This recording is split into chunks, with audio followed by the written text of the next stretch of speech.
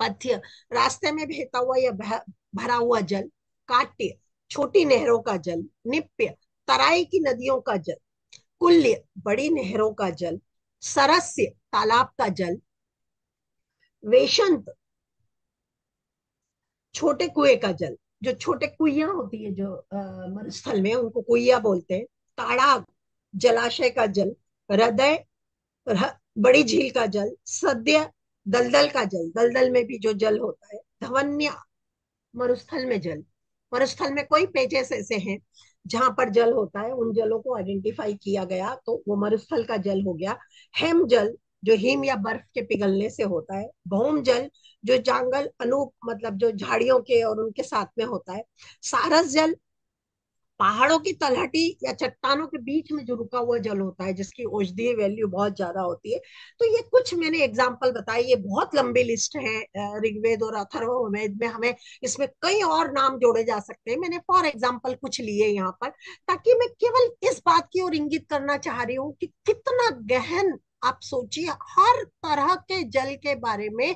और ये केवल इतना ही नहीं है, इसकी औषधीय वैल्यू, इसका क्या होगा। उसमें एक जल का और डिस्क्रिप्शन आता है जिसमें सूर्य की किरणें भी पड़ती है और चांद की किरणें भी पड़ती है। उसको कहा जाता है, एक जगह कहा गया है, मैं परसों ही पढ़ते पढ़ते आप ये कर रही थी तब उसमें आया वो, तो कहा जाता है कि अंशुदक जल।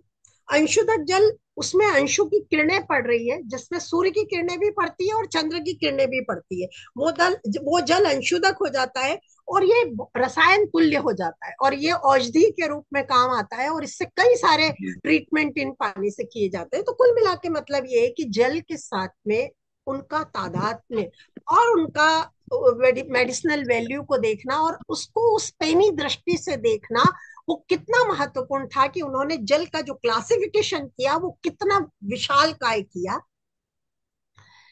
इसमें ही आगे एक और है, वाप्य जल, जो बावड़ी का पानी है। कोप जल, जो छोटा गोलाकार छेद बनाया जाता है। चोड़ी जल, जो चौड़ी कुआं, जो गड्ढा जो शिलाओं और चट्टानों से घिरा हो, उसको चोटे कहते हैं।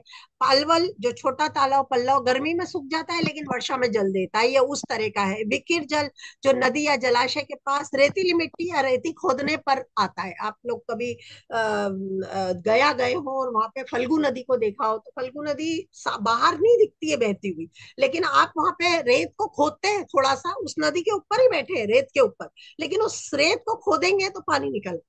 तो कुछ ऐसी नदियां भी है, उसके पूरा उसका विवरण है कि उसको किस तरह से श्राप मिला था उस नदी को, और वो अंतर्वाहिनी नदी जिसको हम कहते हैं, वो नदी है। तो कुछ इस तरह की नदियां भी हैं जो विकिर जल, जिसमें रेतीली मिट्टी और रेत खोदने पर प्राप्त होती है, तो ये भी उसका अ, एक इंटरप्रिटेशन है।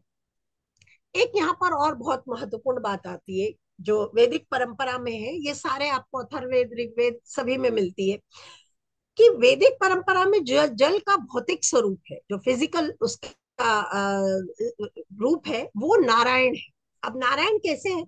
वो कहते हैं कि ये नारायण ब्रह्मा विष्णु और रुद्र के रूप में वर्णित है। इस नारायण को इन्होंने कहा, अतः जल मौलिक रूप से नारायणात्मक है, अर्थात जल अविनाशी है, अनादि है और अनंत रूप में नारायण है।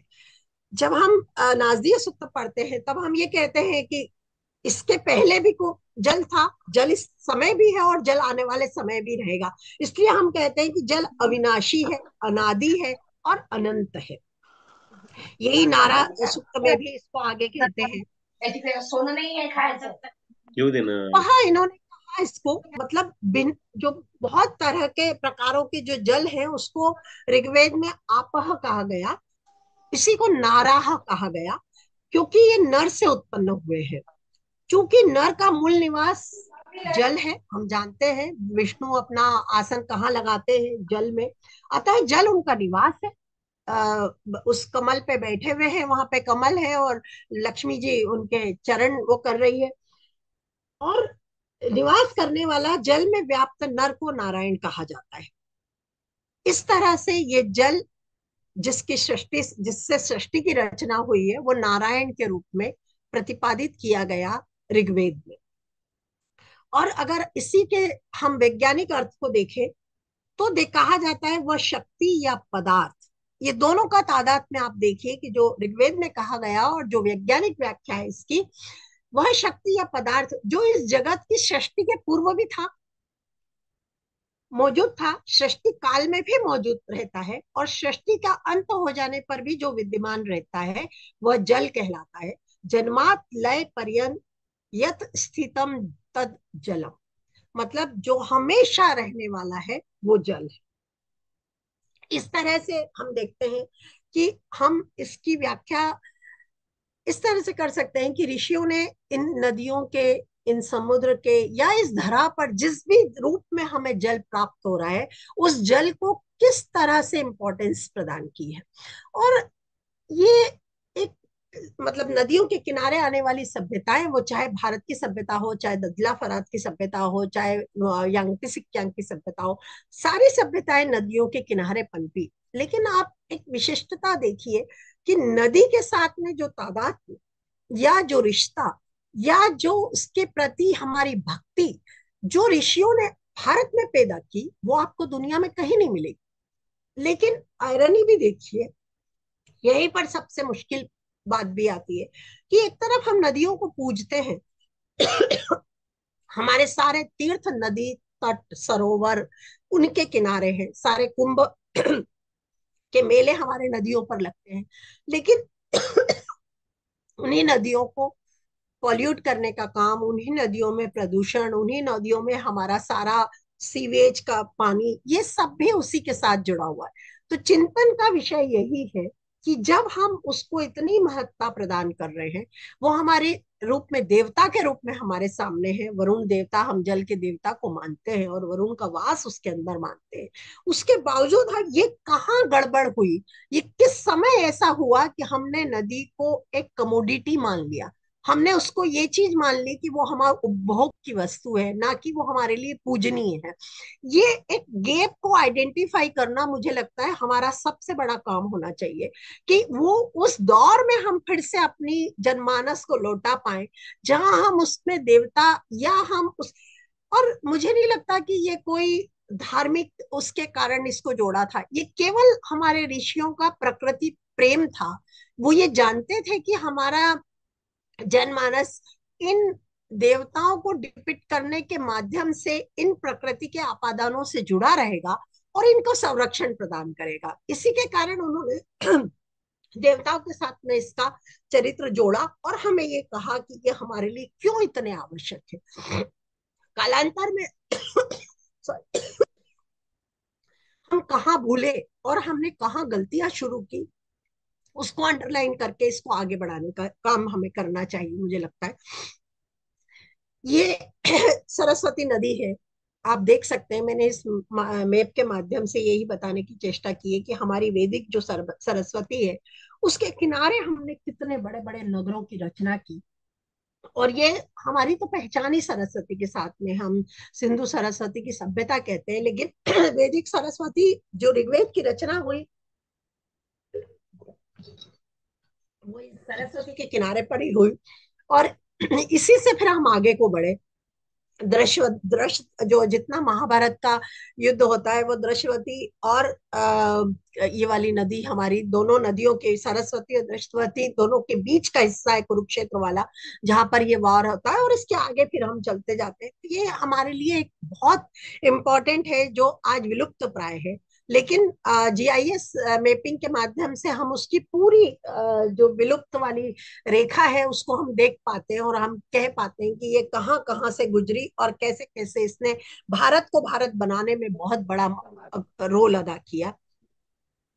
इसी में जब हम आगे चल के बात करते हैं, मैं दो चार उदाहरणों से अपनी बात को बस ये बताने की चेष्टा करूंगी कि इसको केवल यही नहीं, हमारे आने वाली सदियों ने भी इसको ख्याल रखा और इस पर काम किया।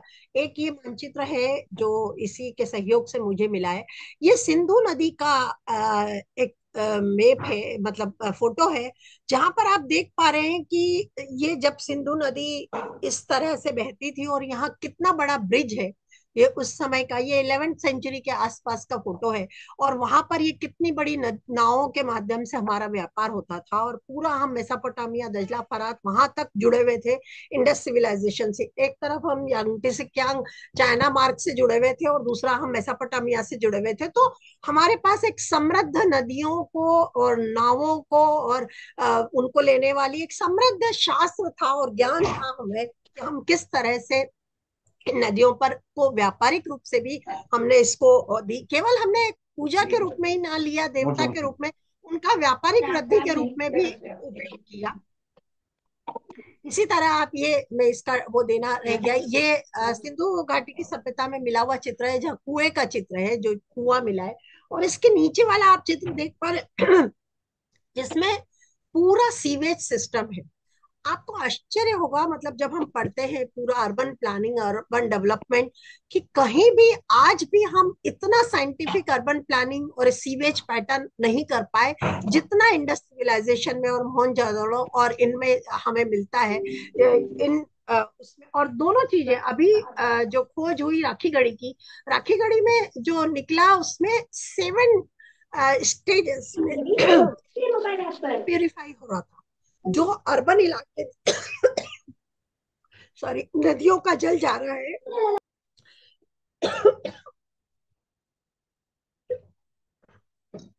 उसका वाटर प्यूरिफिकेशन 7 टाइम पर हो रहा है।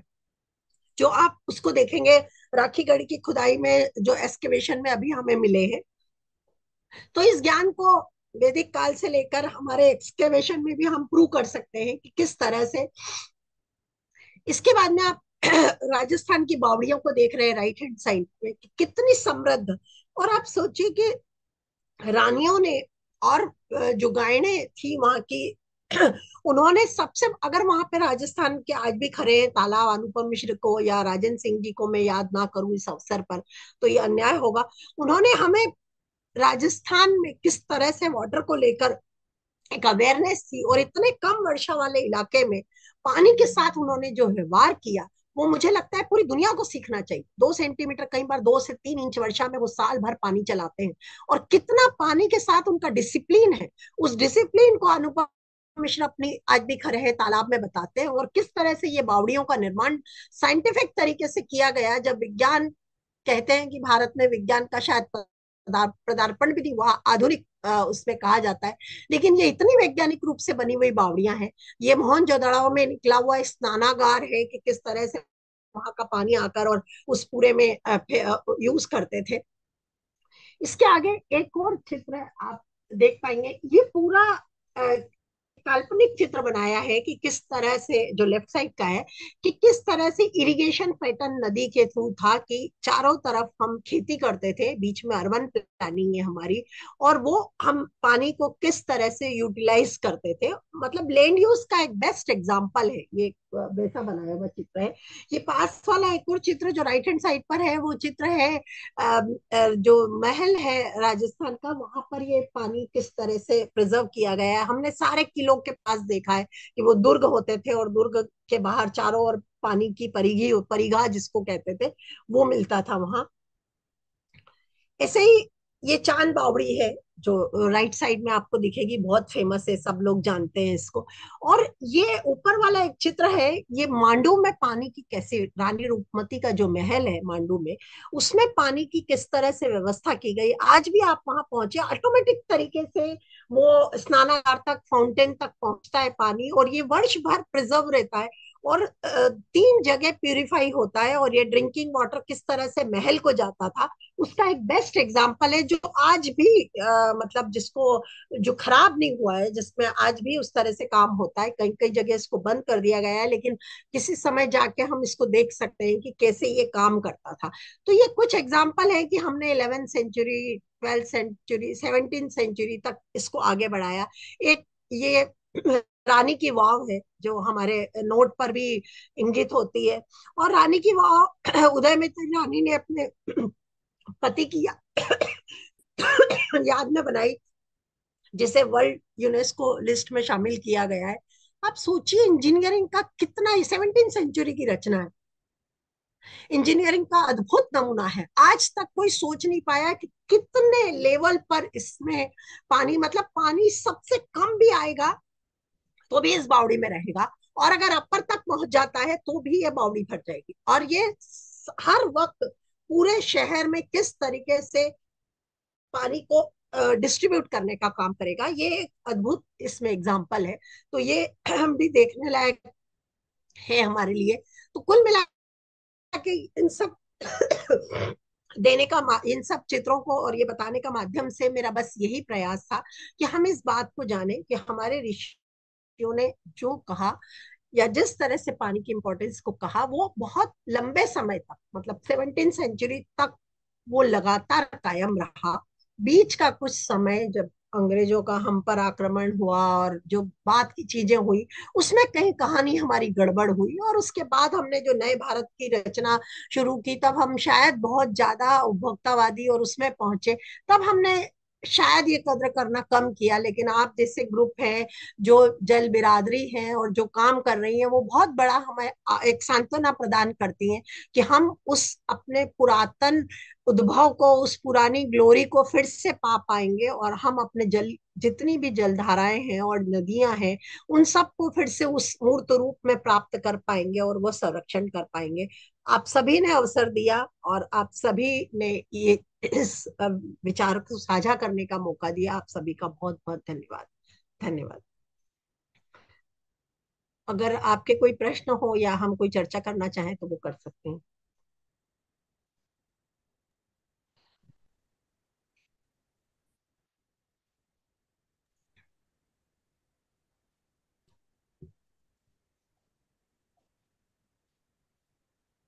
पिताजी वैसा वो सुन पा रहे हैं? जी। हाँ, सुन पा रहे। जी। मुझे नहीं पता आप लोगों का पैटर्न क्या होता है, मैंने किस तरह से किया मैं नहीं कर नहीं पाई, नहीं, लेकिन मैंने अपना प्रयास किया। मैं आपके प्रेजेंटेशन के ऊपर आपने जो भी यहाँ पर शेयर किया है, तो कैसे ना कि हमारा जो पुराणों में, वेदों में लिखा गया है, तो जब आप एक पढ़ रहे थे या फिर रिसर्च कर रहे थे, तो जरूर इसमें जो भी चीजें आपने ढूंढी, उस पर रिसर्च किया और आज यहाँ पर शेयर किया, तो मैम जरूर इसका और अपने प्रकृति का और मनुष्य का कुछ संबंध, उसके बारे में भी इसमें कुछ जरूर आया होगा। हाँ, तो उसका भी जिक्र कीजिए। और सबसे पहली चीज कि मैं कुछ पूछूं इसके पहले हमारे जो सीनियर मेंटर्स यहाँ पर है, बीला पाटिल सर है, गुरव सर है, मैं उनसे रिक्वेस्ट करता हूँ कि वो पहले बात रखे, फिर हम आगे जाते हैं। हाँ जी। आ, जी नमस्कार। डॉक्टर मैडम ने बहुत ही, मतलब हम पानी, अगर सिर्फ पानी पीने का पानी, नदी में रहता पानी, इतने हम जानते थे, लेकिन आपने पूरा ऋषि मुनि तब से जो जो पानी का नाम, इतना नाम हमने कभी सुना ही नहीं। हम सिर्फ पीने का पानी और नहाने का पानी, इतना दो पानी जानते थे। बहुत ही बढ़िया, मतलब बहुत डिटेल में आपने बताया। मेरा एक सवाल है मैडम इसके अंदर। जी जी। प्राचीन काल में हम देखते हैं कि हम जब ये पढ़ते हैं, आप लोग तभी कोई ऋषि मुनि रहते थे, जी वो हाथ में पानी लेके किसी को अच्छा भी देते थे और किसी को श्राप भी देते थे। तो बिल्कुल। ये पानी में इतनी ताकत थी क्या? उनके मंत्र में इतनी ताकत होती थी? सर दोनों का मिला जुला रूप है बेसिकली। देखिए आप, जब ऋग्वेद का ऋषि कहता है मित्र और वरुण के संयोग से जल, ठीक हम्म। है, आज की भाषा में हम क्या कहते हैं कि हाइड्रोजन और ऑक्सीजन के दो एटम मिलकर जल मिलता है, ठीक है। ये बिल्कुल मित्र और वरुण वाली कहानी है। मित्र हाइड्रोजन है और वरुण जो है वो ऑक्सीजन। तो हाइड्रोजन और ऑक्सीजन का जो सम्मिलन होकर पानी बनता है, उन्होंने मित्र और वरुण के साथ उनका तादात्म्य था, वो उनको आह्वान करते थे, और उस जल के माध्यम से उस जल को पृथ्वी पर छोड़कर, उसको जिसको हम कहते हैं ना जल को अभिमंत्रित करना, जल को अभिमंत्रित कर कर अगर आप किसी को आप लोगों वो जानते होंगे कि एक जापान का एक रिसर्च है, अभी बहुत डिटेल में आया है। उन्होंने कहा कि उन्होंने दो पैटर्न बनाए पानी की, एक बड़ा टब रखा एक इधर और एक के सामने पानी के ऊपर बहुत सारी प्रेयर की। तो उसका जो पैटर्न बना वो बहुत सिस्टमेटिक पैटर्न बना। और एक पानी के सामने बहुत ज्यादा जिसको कोसने की बात कही, तो वहां पैटर्न जो बना वो डिस्ट्रक्टिव बना। मतलब आपकी मेरी भावना पानी समझ पा, तो मैं एक अच्छे भाव से अगर पानी छोड़ूंगी तो वो आपका कल्याण करेगा, और मैं बुरे भाव से करूंगी तो वो किसी का डिस्ट्रॉय करेगा। तो ये इस भावना को वो समझ पाए थे। हम कहते हैं ना कि कई लोग किसी के हाथ का पानी नहीं पीते, हाँ जी, हाँ जी। तो वो कारण ही ये है कि पानी सबसे ज्यादा कंटामिनेशन पहुंचाता है, सबसे ज्यादा एक दूसरे की भावना को वो वहां तक पहुंचाता है। इसलिए पुराने लोग अपने साथ लोटा रखते थे, अपने ही पात्र में जल लेते थे। आज भी वो लोग अपने साथ अपने झोले में एक ग्लास जरूर रखते हैं, पानी जरूर रखते हैं, खुद लेते हैं और खुद पीते हैं। हाँ जी मैडम, आपने सही बोला। जो जापान के जो शास्त्रज्ञ ने, श्री रेको मैमो ड्यू, इसने, जी जी मेरे बिल्कुल, पास पेपर मैं ही नाम अवेलेबल है बोल मेरे रही थी। सामने। जी जी जी बिल्कुल बिल्कुल, अभी नहीं मैं बोला कुछ मैम। दिनों पहले ही इसको पढ़ रही थी कि हाँ वो हाँ। पैटर्न उन्होंने सारे फोटोग्राफ दिए कि वो पैटर्न तो कैसे बना। सही, वो भी ये भी इसमें जस्ट में पढ़ देता। वो जिसने क्या लिखा है, वो बोलता है अगर जी कोई छोटा बच्चे के चित्र के ऊपर कोई पानी का बूंद डालते और कोई ग्रुप चित्र के ऊपर पानी का बूंद डालते, तो सेम एक ही बॉटल से अगर लेते पानी, तो दोनों का अलग अलग है उसमें उसका। हाँ बहुत रिसर्च किया है। और आप सोचिए यस। जितना हमारा होम्यो